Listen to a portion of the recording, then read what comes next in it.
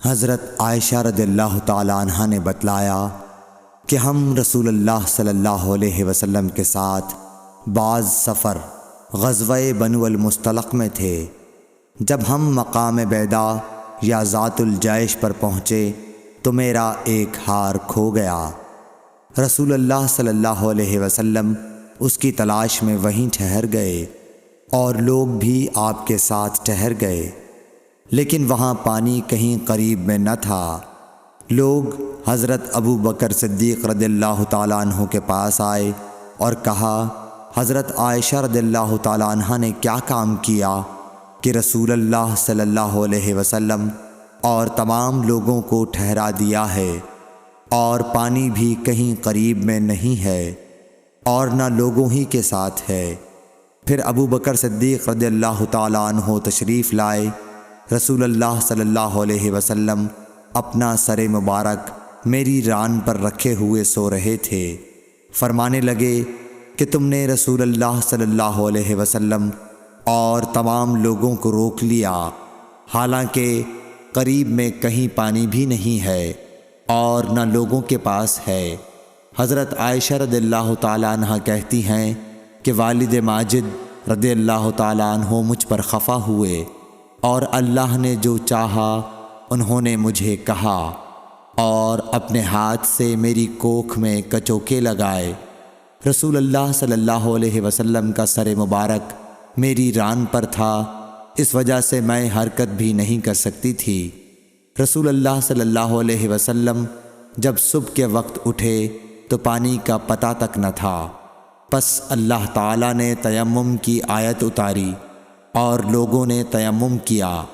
اس پر اسید بن حضیر رضی اللہ تعالیٰ عنہ نے کہا کہ اے آل ابی بکر، یہ تمہاری کوئی پہلی برکت نہیں ہے۔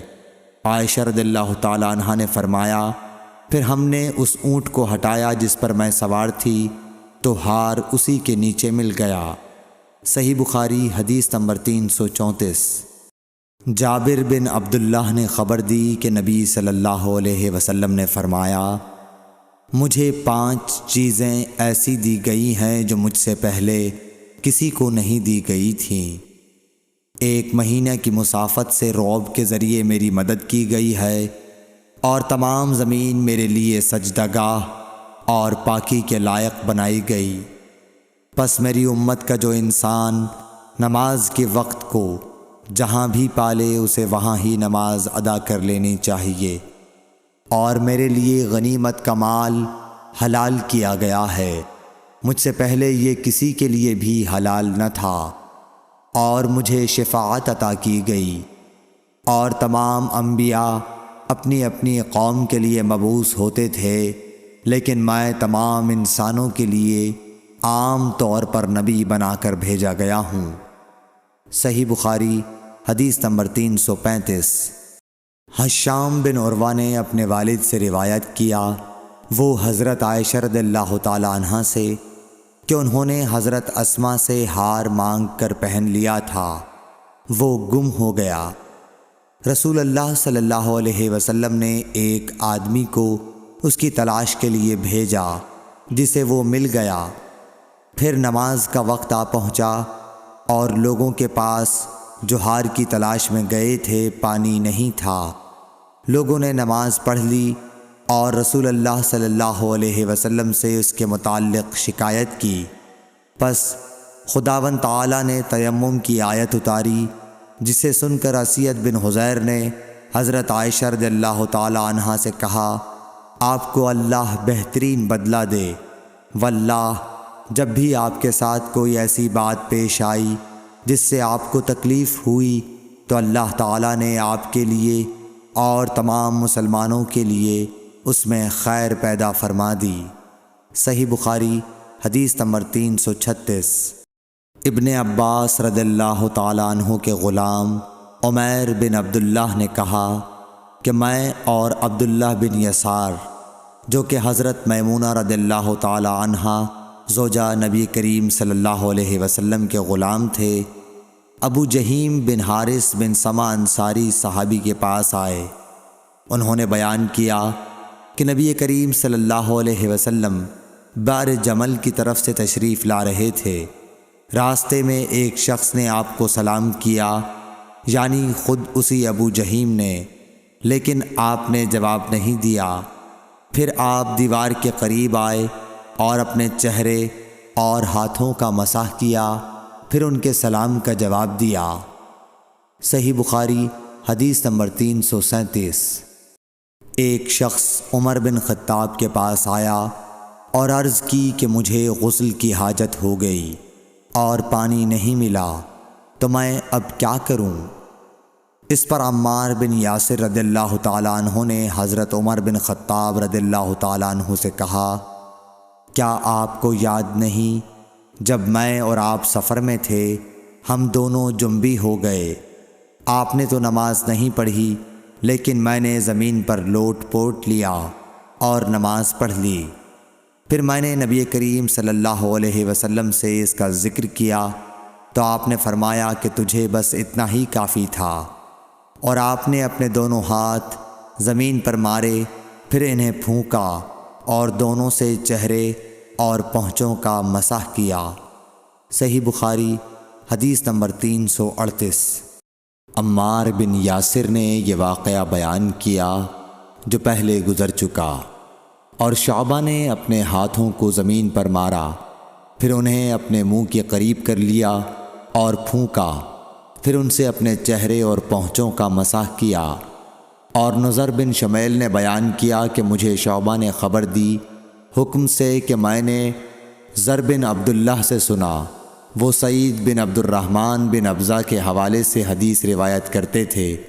حکم نے کہا کہ میں نے یہ حدیث ابن عبد الرحمن بن ابزہ سے سنی، وہ اپنے والد کے حوالے سے بیان کرتے تھے کہ عمار نے کہا جو پہلے مذکور ہوا۔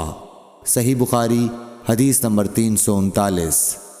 ابن عبد الرحمن بن ابزہ سے روایت ہے، وہ اپنے والد سے، کہ وہ حضرت عمر رضی اللہ تعالیٰ عنہ کی خدمت میں حاضر تھے، اور حضرت عمار رضی اللہ تعالیٰ عنہ نے ان سے کہا کہ ہم ایک لشکر میں گئے ہوئے تھے، پس ہم دونوں جنبی ہو گئے، اور اس میں ہے کہ بجائے نفخہ فیہما کے انہوں نے تفل فیہما کہا۔ صحیح بخاری حدیث نمبر 340۔ حضرت عمار رضی اللہ تعالیٰ عنہ نے عمر رضی اللہ تعالیٰ عنہ سے کہا کہ میں تو زمین میں لوٹ پوٹ ہو گیا، پھر نبی صلی اللہ علیہ وسلم کی خدمت میں حاضر ہوا تو آپ نے فرمایا کہ تیرے لیے صرف چہرے اور پونچھوں پر مسح کرنا کافی تھا، زمین پر لیٹنے کی ضرورت نہ تھی۔ صحیح بخاری حدیث نمبر 341۔ عبد الرحمن بن ابزہ نے کہا کہ میں حضرت عمر رضی اللہ تعالیٰ عنہ کی خدمت میں موجود تھا کہ عمار رضی اللہ تعالیٰ عنہ نے ان سے کہا، پھر انہوں نے پوری حدیث بیان کی۔ صحیح بخاری حدیث نمبر 342۔ عبد الرحمن بن ابزہ نے اپنے والد سے، حضرت عمار رضی اللہ تعالیٰ عنہ نے بیان کیا، پس نبی کریم صلی اللہ علیہ وسلم نے اپنے ہاتھوں کو زمین پر مارا اور اس سے اپنے چہرے اور پونچھوں کا مسح کیا۔ صحیح بخاری حدیث نمبر 343۔ ابو رجا نے عمران کے حوالے سے کہا کہ ہم نبی کریم صلی اللہ علیہ وسلم کے ساتھ ایک سفر میں تھے کہ ہم رات بھر چلتے رہے، اور جب رات کا آخری حصہ آیا تو ہم نے پڑاؤ ڈالا، اور مسافر کے لیے اس وقت کے پڑاؤ سے زیادہ مرغوب اور کوئی چیز نہیں ہوتی۔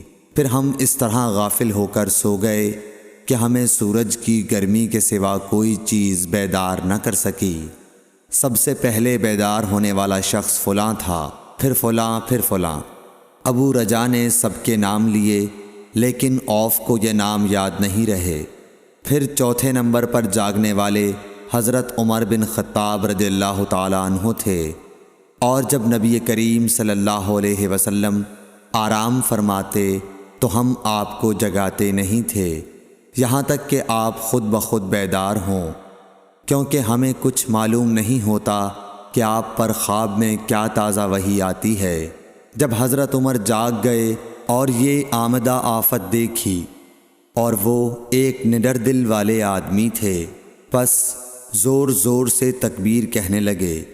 اسی طرح بآواز بلند آپ اس وقت تک تکبیر کہتے رہے جب تک کہ نبی کریم صلی اللہ علیہ وسلم ان کی آواز سے بیدار نہ ہو گئے۔ تو لوگوں نے پیش آمدہ آفت مصیبت کے متعلق آپ صلی اللہ علیہ وسلم سے شکایت کی۔ اس پر آپ نے فرمایا کہ کوئی حرج نہیں، سفر شروع کرو۔ پھر آپ تھوڑی دور چلے، اس کے بعد آپ ٹھہر گئے اور وضو کا پانی طلب فرمایا اور وضو کیا اور اذان کہی گئی۔ پھر آپ نے لوگوں کے ساتھ نماز پڑھی۔ جب آپ نماز پڑھانے سے فارغ ہوئے تو ایک شخص پر آپ کی نظر پڑی جو الگ کنارے پر کھڑا ہوا تھا اور اس نے لوگوں کے ساتھ نماز نہیں پڑھی تھی۔ آپ نے اس سے فرمایا کہ اے فلاں، تمہیں لوگوں کے ساتھ نماز میں شریک ہونے سے کون سی چیز نے روکا؟ اس نے جواب دیا کہ مجھے غسل کی حاجت ہو گئی اور پانی موجود نہیں ہے۔ آپ نے فرمایا کہ پاک مٹی سے کام نکال لو، یہی تجھ کو کافی ہے۔ پھر نبی کریم صلی اللہ علیہ وسلم نے سفر شروع کیا تو لوگوں نے پیاس کی شکایت کی۔ آپ پھر ٹھہر گئے اور فلاں یعنی عمران بن حسین رضی اللہ تعالی عنہ کو بلایا۔ ابو رجا نے ان کا نام لیا تھا لیکن اوف کو یاد نہیں رہا، اور حضرت علی کو بھی طلب فرمایا۔ ان دونوں سے آپ نے فرمایا کہ جاؤ پانی تلاش کرو۔ یہ دونوں نکلے۔ راستے میں ایک عورت ملی جو پانی کی 2 پکھالیں اپنے اونٹ پر لٹکائے ہوئے بیچ میں سوار ہو کر جا رہی تھی۔ انہوں نے اس سے پوچھا کہ پانی کہاں ملتا ہے؟ تو اس نے جواب دیا کہ کل اسی وقت میں پانی پر موجود تھی، یعنی پانی اتنی دور ہے کہ کل میں اسی وقت وہاں سے پانی لے کر چلی تھی، آج یہاں پہنچی ہوں، اور ہمارے قبیلے کے مرد لوگ پیچھے رہ گئے ہیں۔ انہوں نے اس سے کہا اچھا ہمارے ساتھ چلو۔ اس نے پوچھا کہاں چلوں؟ انہوں نے کہا رسول اللہ صلی اللہ علیہ وسلم کی خدمت میں۔ اس نے کہا اچھا وہی جن کو لوگ صابی کہتے ہیں؟ انہوں نے کہا یہ وہی ہیں جسے تم کہہ رہی ہو۔ اچھا اب چلو۔ آخر یہ دونوں حضرات اس عورت کو حضرت صلی اللہ علیہ وسلم کی خدمت مبارک میں لائے اور سارا واقعہ بیان کیا۔ عمران نے کہا کہ لوگوں نے اسے اونٹ سے اتار لیا۔ پھر نبی کریم صلی اللہ علیہ وسلم نے ایک برتن طلب فرمایا اور دونوں پکھالوں یا مشکیزوں کے منہ اس برتن میں کھول دیے، پھر ان کا اوپر کا منہ بند کر دیا، اس کے بعد نیچے کا منہ کھول دیا، اور تمام لشکریوں میں منادی کر دی گئی کہ خود بھی سیر ہو کر پانی پئیں اور اپنے تمام جانوروں وغیرہ کو بھی پلا لیں۔ پس جس نے چاہا پانی پیا اور پلایا، اور سب سیر ہو گئے۔ آخر میں اس شخص کو بھی ایک برتن میں پانی دیا جسے غسل کی ضرورت تھی۔ آپ نے فرمایا لے جا اور غسل کر لے۔ وہ عورت کھڑی دیکھ رہی تھی کہ اس کے پانی سے کیا کیا کام لیے جا رہے ہیں، اور خدا کی قسم جب پانی لیا جانا ان سے بند ہوا تو ہم دیکھ رہے تھے کہ اب مشکیزوں میں پانی پہلے سے بھی زیادہ موجود تھا۔ پھر نبی کریم صلی اللہ علیہ وسلم نے فرمایا کہ کچھ اس کے لیے کھانے کی چیز جمع کرو۔ لوگوں نے اس کے لیے عمدہ قسم کی کھجور، اجوا، آٹا اور ستو اکٹھا کیا، یہاں تک کہ بہت سارا کھانا اس کے لیے جمع ہو گیا۔ تو اسے لوگوں نے ایک کپڑے میں رکھا اور عورت کو اونٹ پر سوار کر کے اس کے سامنے وہ کپڑا رکھ دیا۔ رسول اللہ صلی اللہ علیہ وسلم نے اس سے فرمایا کہ تمہیں معلوم ہے کہ ہم نے تمہارے پانی میں کوئی کمی نہیں کی ہے، لیکن اللہ تعالیٰ نے ہمیں سیراب کر دیا۔